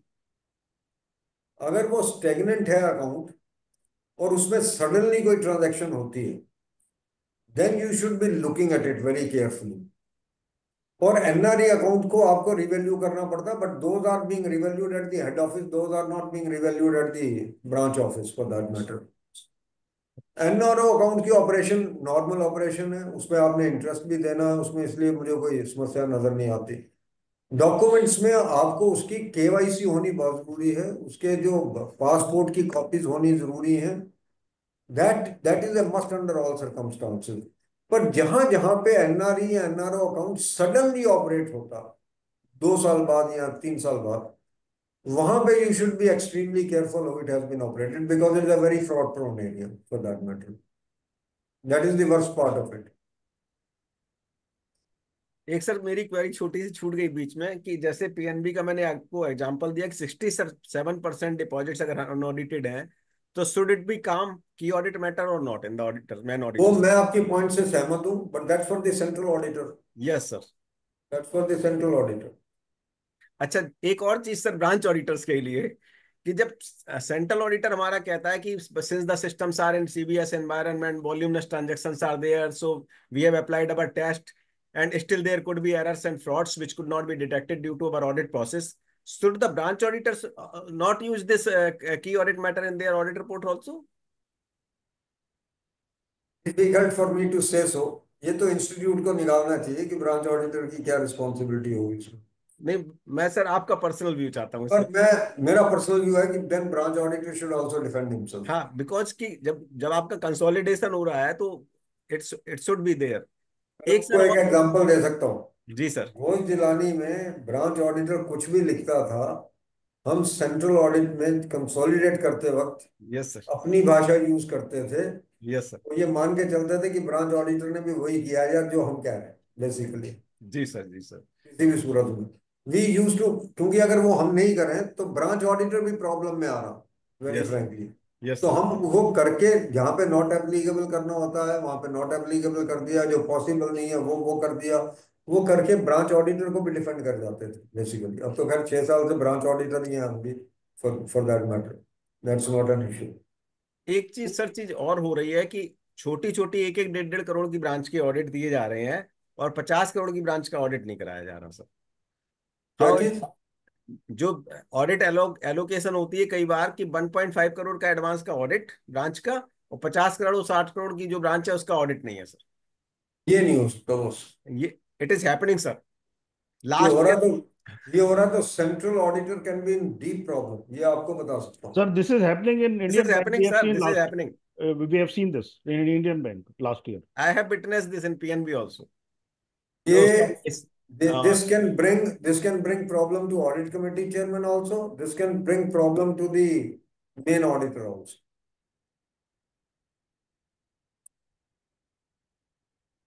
तो ऐसे हैं राजेश जी जो आज डिस्कस हो रहे हैं, पर्टिकुलरली ये जो इशू इन्होंने कहा और जो जी की जी ऑडिट जी। मैटर का इशू किया, please write to the institute. आप कंसोलिडेट करके इसको आप श्योर। इंस्टीट्यूट को लिखिए कि साहब इस पे आपको क्लैरिफिकेशन लेके दीजिए कि क्यों है ये। These सर are एक very क्वेरी critical और। issues which these two issues have been brought। एक तो की ऑडिट मैटर का इशू गोपाल जी ने बोला और सैनी साहब ने बोला। ये please bring it out to the institute and let sure the sir sure. Institute write to the Reserve Bank of India की क्या मजाक है। 50 करोड़ की ब्रांच आप छोड़ रहे हो, 1.5 करोड़ की ब्रांच का आप ऑडिट करवा रहे हो। This is ridiculous. सर एक हमारे सीए भाई का क्वेश्चन है कि ब्रांच ऑडिट करते वक्त लास्ट ईयर ही found some unreasonable things and he reported, but at the time of the consolidation by CBA, the central statutory auditor left it. So what ऐसा is है the Rajesh duties ji, of the branch auditor that in that Rajesh ji case? एक बात बड़ी simple सी कह रहा हूँ। मुझे मेरा काम करना है। यस। अगर सेंट्रल ऑडिटर अपने पे रिस्क लेके छोड़ना चाहता है उसको छोड़ने, it is none of my business it please. Is none of our business. मैं अपनी रिपोर्ट इशू करूंगा, उसके बाद भूल जाऊंगा कि क्या हुआ, और फिर इनको तो पता ही नहीं होना चाहिए पता ही कि नहीं क्या हुआ, क्योंकि चल। अगले साल अगर वो ब्रांच मिली हो तो पता होना चाहिए, नहीं तो नहीं पता होना चाहिए। Why should I chase it कि मेरी उसका क्या हुआ। I will not change it. मैं बोलूँ मैंने रिपोर्ट दे दी, मैं सेफ हूँ यार, वो जाने उसका काम जाने, मैं मेरा अपना मानना है ये। हालांकि ये आपको बता सकता हूँ जितने भी पंजाब के ऑडिटर्स होंगे they will vouch me safe. जो चंडीगढ़ जब हम सर्कल कर रहे थे, कोई भी अगर मेरे पास एमओसी आता था किसी ऑडिटर का और बैंक वाले कहते थे इसको छोड़ना, मैं कहता था छुड़वाना है तो ब्रांच ऑडिटर से छुड़वा के आओ, क्योंकि मेन डॉक्यूमेंट ओरिजिनल डॉक्यूमेंट देखने का हक उसको है वहां पे, मेरे को जी नहीं है। सर। और अगर उसने देख के नहीं छोड़ा तो मैं क्यों छोड़ूंगा। उससे क्या हुआ, दो चीजें हुई, एक तो ब्रांच ऑडिटर की इज्जत बढ़ी जी सर। और अपनी इज्जत ब्रांच ऑडिटर की नजर में बढ़ी। दोनों चीजें हुई कि ब्रांच ऑडिटर ने ये कहा कि चोपड़ा साहब ने अपने आप नहीं छोड़ा, हम्म। हमको कहा। और ब्रांच और बैंक वाला जो है वो अब ब्रांच वाले के पास जाकर रिक्वेस्ट कर रहा बार बार कि भाई इसको छोड़ दो किसी तरीके से। I think that was more important at the end of the day. Sir एक क्वेश्चन है कि लास्ट ईयर ब्रांच ऑडिट नहीं हुई है तो एनओसी प्रीवियस ऑडिटर्स किससे मांगे? इफ जो लास्ट उससे ईयर। पहले ऑडिटर था, जो उससे पहले ऑडिटर था। तो ये कब तक सर, कितना मान लो ये लास्ट थ्री हाँ, इयर्स ये तक ऑडिट? आपको पूछना पड़ेगा कि आपकी ब्रांच का लास्ट ऑडिट किसने किया था। ये तो ओके। आपके उसमें भी है, कोड ऑफ कंडक्ट में भी है बॉस। जी जी जी सर। एंड ये इफ इट तो is code not of conduct में फर्निश्ड, भी यही है। सर अगर वो नहीं देते हैं, कई बार नहीं वो ऐसा। नहीं देते हैं तो आप लिख दीजिए अपनी मेन रिपोर्ट में कि हमें प्रीवियस ऑडिटर का नाम नहीं दिया गया था इसलिए हम कम्युनिकेट नहीं कर पाए।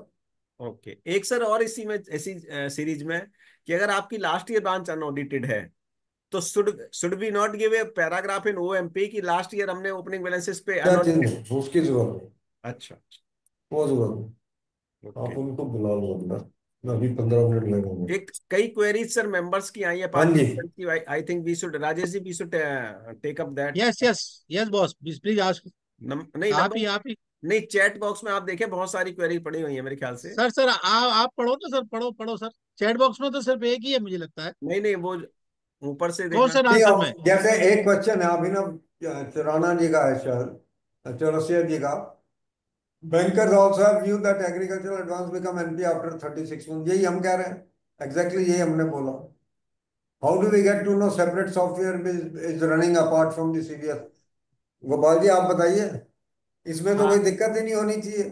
इसमें सर जो अभी तक जितने भी उन्होंने बैंक बोला balance, how do we get to know separate software is being running apart from CBS. हाँ एडवांसेस की, मोस्ट इम्पोर्टेंटली जो एडवांसेस एनालिसिस की स्टेटमेंट और जो बैलेंस शीट के लिए बनती है वो सारे बैंक्स आज भी स्टैंड अलोन सॉफ्टवेयर यूज करते हैं, जिसमें बैंक ऑफ बड़ौदा एस्क्रोम कहता है, स्टेट बैंक सीसीडीपी कहता है, कोई 111 कहता है, कोई A12 A4 कहता है, बड़े डिवाइन नेम है सर इनके। इस तरह के सॉफ्टवेयर जब यूज करते हैं तो ये स्टैंड अलोन सॉफ्टवेयर है जिसमें वो डेटा को डाउनलोड करते हैं सीबीएस सिस्टम से। While the CBS system itself is capable of classifying the accounts as NPA, there is no doubt about it. They can make the provisioning also. They can do each and everything. But all these data is imported into this system at the end of the quarter or end of the month. And it is basically, to my mind, manipulated and again uploaded on the system. And I have found the major differences in classification between these two systems. So all these systems are separate applications in the bank. But RBI ने कहा कि ये real time automated होने चाहिए, वो नहीं। एक question है, if last year branch audit was not done, वो उसका जवाब दे दिया। If branch violates any specific RBI circular then what should we do? बड़ा क्लियर है, अगर ये सर्कुलर की वायलेशन अफेक्ट करती है मेरे ट्रू एंड फेयर व्यू को, इनकम को या एक्सपेंस को, then bring it to the main audit report, otherwise take it to the long form audit report for that matter. Is it necessary to verify and use even if in writing it is specific RBI circular? Then what should we do? वही बात है, is it necessary to verify और क्या है आगे?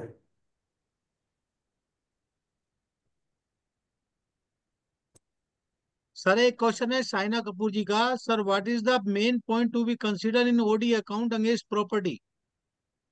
OD against property में उसकी recovery time पे होनी चाहिए।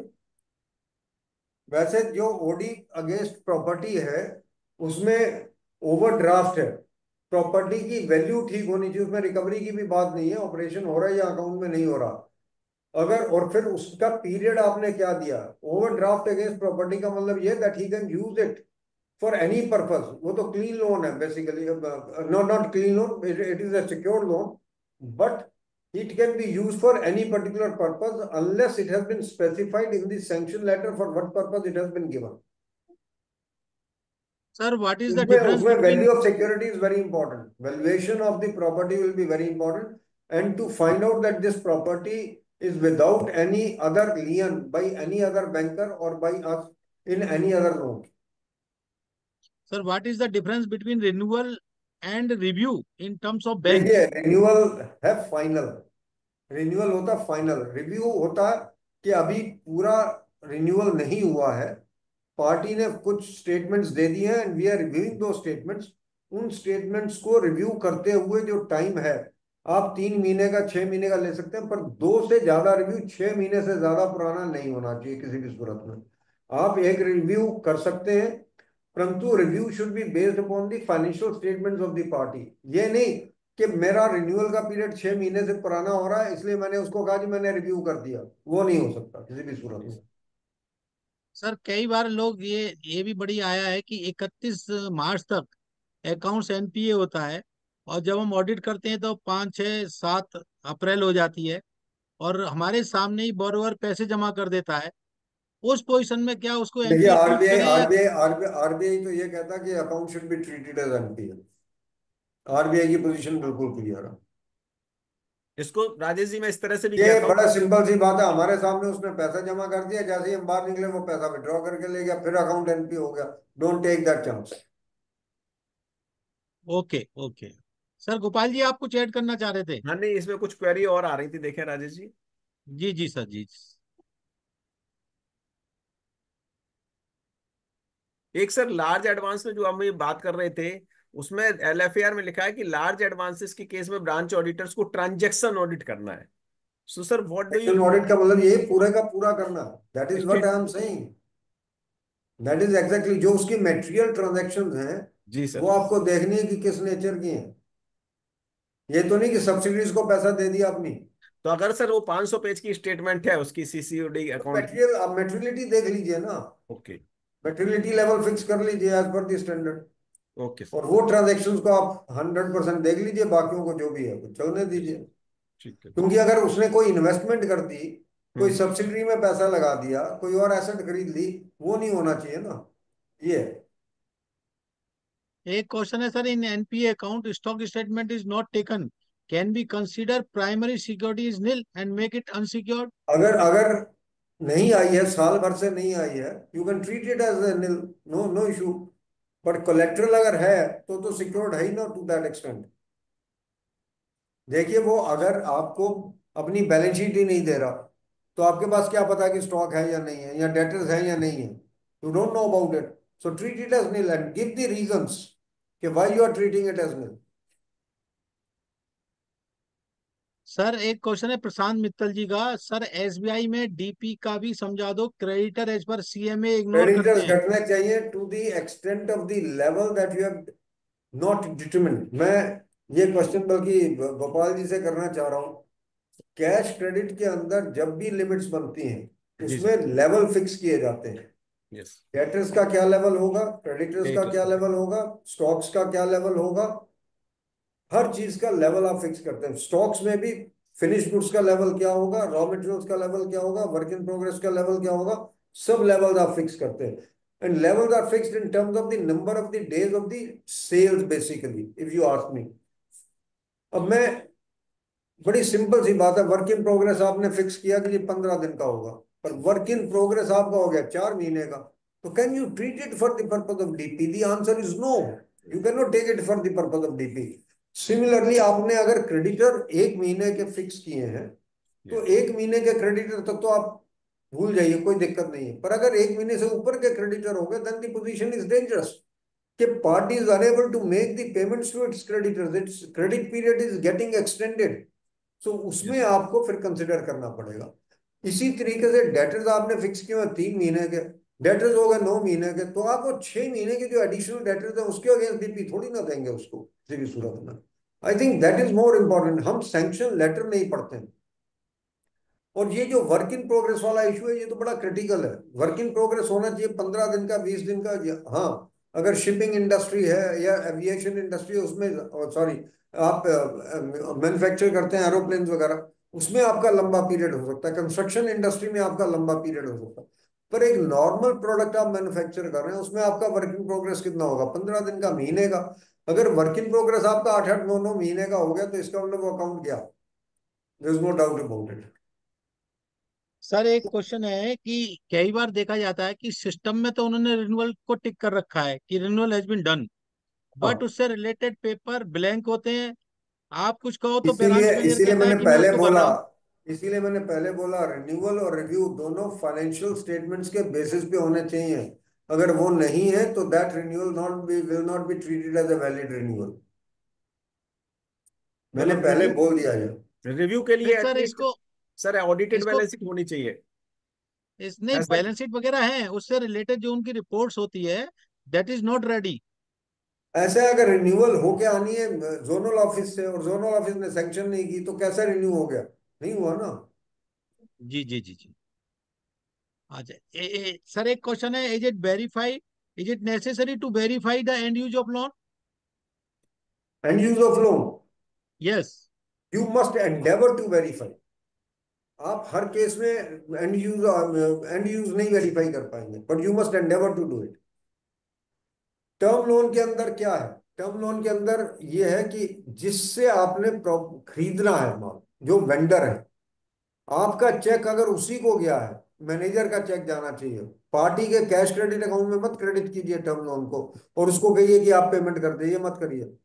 मैनेजर मस्ट मेक श्योर कि आपने ये कहा कि हम इससे खरीदना चाहते हैं और टर्म लोन उसी के बेसिस पे सैंक्शन हुआ, तो टर्म लोन की जो पेमेंट है वो मैनेजर चेक से सीधी उसी पार्टी को जानी चाहिए, तो एंड यूज ऑटोमेटिकली वेरीफाई हो गया। Sir next question Meera Desai ji पूछ रही हैं, sir what to do if locker rent register is not updated, like no photos, account holder name not mentioned, payment not received, specially in the case of NRI. नहीं, which register is not updated? Locker rent register. Local rent का यार क्या percentage है? It's immaterial basically, don't be bothered about it. मुझे यही कभी हैरानी होती है, लॉकर रेंट के पीछे हम कहाँ घूमते रहेंगे। और वैसे तो लॉकर रेंट के लिए हर केस में फिक्स डिपॉजिट भी लेते हैं आजकल, या यस सेविंग बैंक अकाउंट होता, वो यस। लॉकर रेंट उसमें डेबिट कर देते हैं। और अगर थोड़ा बहुत कहीं आउटस्टैंडिंग है भी, उसको आपने वो नहीं करवाना, उसको अक्रूवल बेसिस पे मत करवाइए। उनकी पॉलिसी बड़ी क्लियर कहती है locker rent is on the receipt basis. Sir next question Ankit Jain ji asking to check diversion of funds from where we will get bank statement of other bank. ये तो सर ने मना ही कर दिया। Next question Meera Desai ji, sir most of the documents are blank, then what to ऐसा do. है, 2022 का सर्कुलर पढ़ लीजिए, मैंने बोला है पहले। वो ये कहता कोई भी डॉक्यूमेंट ब्लैंक नहीं हो सकता, all columns have to be filled up. अगर कॉलम ब्लैंक है, आपको यही नहीं पता ईएमआई डेट की कौन कौन से डेट्स को मेरी ड्यू है, इसमें सिक्योरिटी क्या है, then you are living in a very dangerous situation. ये 2022 में आरबीआई ने बिल्कुल बंद कर दिया, और ब्लैंक डॉक्यूमेंट है तो मेन रिपोर्ट में क्वालिफाई करके आइएगा। सर के कई केसेस में क्या होता है, जो लीड बैंक होता है और कुछ फाइनेंस ब्रांच से भी होता है, तो जब हम डॉक्यूमेंट्स मांगते हैं तो वो कहते हैं ये सारे डॉक्यूमेंट्स लीड बैंक के पास हैं। देखिए, उस अगर केस में मैं कंसोर्टियम अकाउंट में हूं, अगर कंसोर्शियम अकाउंट में डॉक्यूमेंट्स लीड बैंक के पास हो सकते हैं, but you have to get it confirm from the consortium lead bank कि वो डॉक्यूमेंट हमारे बिहाफ पे होल्ड किए हुए हैं। Okay. I think Rajesh ji, now I will like to leave. Sir sir sir as you wish sir, as you wish. Gopal ji हाँ, आप add करना चाहेंगे कुछ। नहीं, मैं तो सर को सच मायनों में जितना सर का सानिध्य मिलता है उतना मुझे कम लगता है। कहते हैं दिल है कि मानता नहीं। और एट सर दिस एक stage I last will question, like एक लास्ट क्वेश्चन पूछ लेता हूं मैं। सर। व्हाट्सअप ज्ञान है खैर वो, हम्म। व्हाट्सएप पे सर अभी एक मैसेज चलता आ रहा है कि नेक्स्ट ईयर से banks are authorise to fix the fees of auditor. होगा नहीं वो। देखिए, चल रहा है, बट उनके पास यार्ड स्टिक नहीं होगी, वो still they will continue to follow RBI. मेरा मेरा अपना मानना ये है। Okay sir okay. मेरा मेरा मानना ये है, ये मेरी मतलब की धारणा है कि वो कर नहीं पाएंगे। सर आई थिंक I अब may तो be कोई क्वेश्चन right, भी I may be अब wrong, I don't know, but I personally feel they will not be able to do it. अब कोई क्वेश्चन भी नहीं है। और thank you very much. Now I request quickly to Thanks to Yashpal you, Saini Rajesh ji. ji. Thanks to Yashpal you. एक minute sir, एक minute, हाँ only जी। 1 minute. I request Yashpal Saini ji please give a concluding remarks with vote of thanks. Over to yes Sani sir. Uh, Thank you, Rajeshi. It's my pride, right privilege to share screen with the two versatile speakers. We are thankful to both the speakers for sparing their valuable time, especially as regard to our Guruji Chopra ji. I often remember those days when 42 years back I joined this profession, and I happened to come across his telephone number, to get his telephone number from one senior officer from Institute of Chartered Accountants, Mr. M.P. Agarwal ji. That time he was section officer. And I was from science background, so I had a lot of questions. There was hardly any person available to resolve all those. So when I called up Chopra ji in 1983-84, I asked my question in English. And from other side, a very soft, affectionate reply came in Hindi, and I still remember, that is still tingling in my ears and in my memory is still there, and I shall always be indebted to him for always clarifying and always giving right solutions to the problems. We are grateful to him. Thank you, Chopra ji. And to Gopal ji, he is a very dear friend of us. And when I came to know that today he is deliberating, especially I called him last evening and discussed few matters. And whenever we stuck up somewhere while sitting in the branch, we often call him, and he always resolves our query.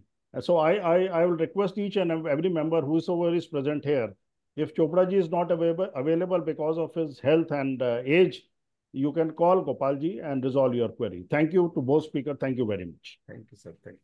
Thank you, sir. Thank you. Thank you very much, sir. Thank you.